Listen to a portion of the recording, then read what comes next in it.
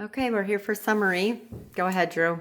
All right, so on my report, page 3 is a summary page. That's what I'm gonna go over right now.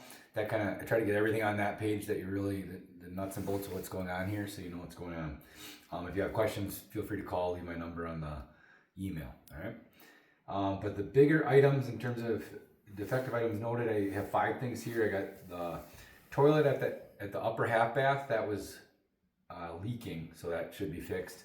And then there was some floor. It looks like the floor had some maybe moisture damage. So depending on how far, once you take the toilet off, you can see where the damage, how the extent of the damage. Okay.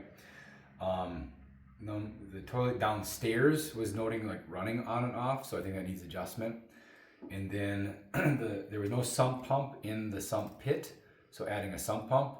The AC condensation line drains into that pit, so we want to make sure we're getting rid of that water. There was no water in it currently, but there should be a sump pump in that pit if you're draining the AC line into that.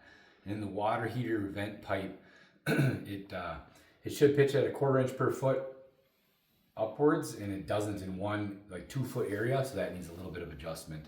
And it should be screwed 3 times at each connection point, and that wasn't done. So I see a plumber comes here and does all this. I could see that being about, resetting a toilet, $100, $150. The running toilet could be a simple adjustment. The water heater vent pipe, that'd be another $100 for a plumber, and then the sump pump $150 to $200. So $500 to $1,000 for plumbing stuff is what I see for number 1.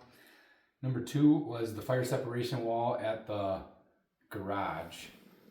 That was missing. There was a wood door and glass on the doors, and then there's no 5/8 sheetrock that is fire rated. So that should be corrected. And the main reason when it was built, it wasn't needed, but nowadays you'd need a fire separation wall. The main reason I have an issue with it is because there's living space over the top of it, and we just don't want, you start your car in the morning, we don't want those fumes getting into the interior of the house as easy. Okay, so sealing that off properly.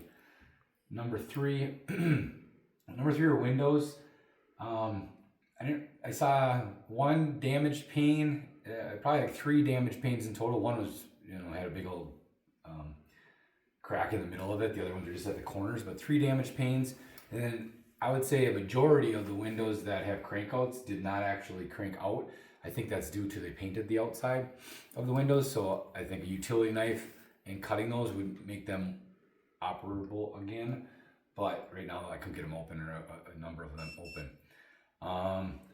So windows are something to be further evaluated to make sure we can get those windows to open. And a couple stripped cranks were happening on, I think 3 of them. In their original windows, so just know that. I mean, you could put new windows in. I don't quite think that's necessary, but that's an option. But all I'm calling out is that they're not functioning correctly, and there's a couple cracked panes. Number 4 was the fireplace. The interior firebox showed some open joints between the brick that should be serviced, so you should be able to slip a nickel in there. So service those. And then the damper needs service. It operated, but it was Jimmied up with I was gonna say chicken Jerry, wire. I don't want to use the proper wording. Jerry, But yeah, it was chicken wire, and it was just holding 2 clamps down. There should, more or less, they're just making it work right now, but any fireplace company would want to fully service that damper, and then maybe clean it. It was a little bit dirty. It wasn't terrible, but it was a little bit dirty in there. So more or less, a fireplace to be looked at and serviced to be safe, because it's a wood burning fireplace, and obviously I want to be safe there. And lastly, number 5 on the bigger items was electrical stuff. I had unprotected wire. I'd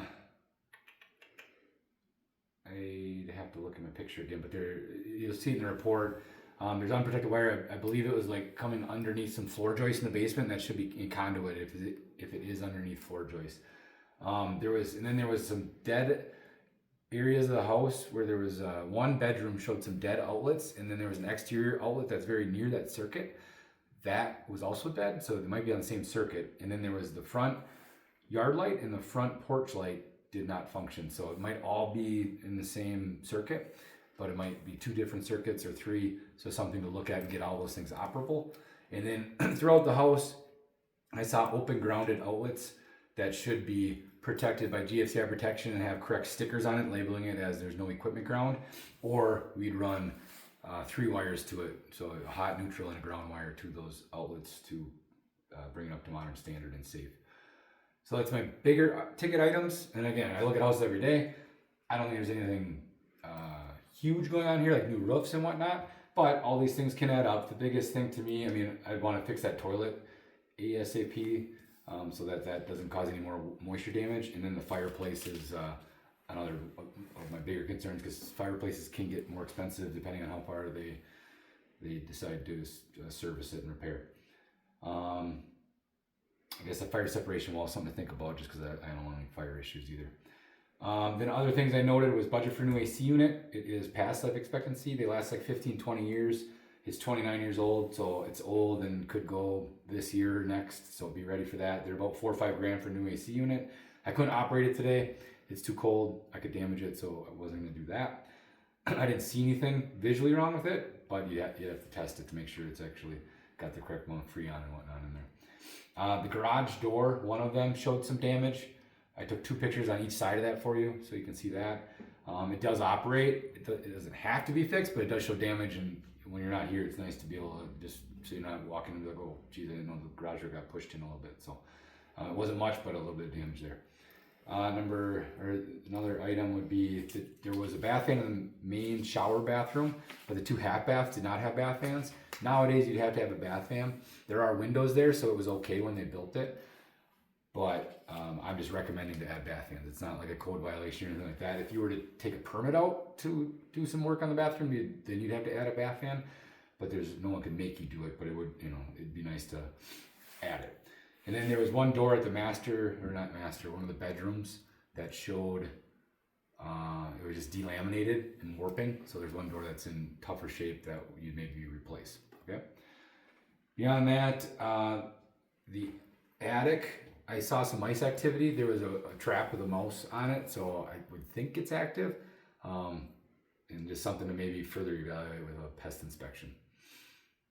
That's about it. Again, I think it's an overall nice house. There's nothing big and scary here, but you got a little list of things to think about correcting. And so we can help you with that. Thanks, Drew. Yep.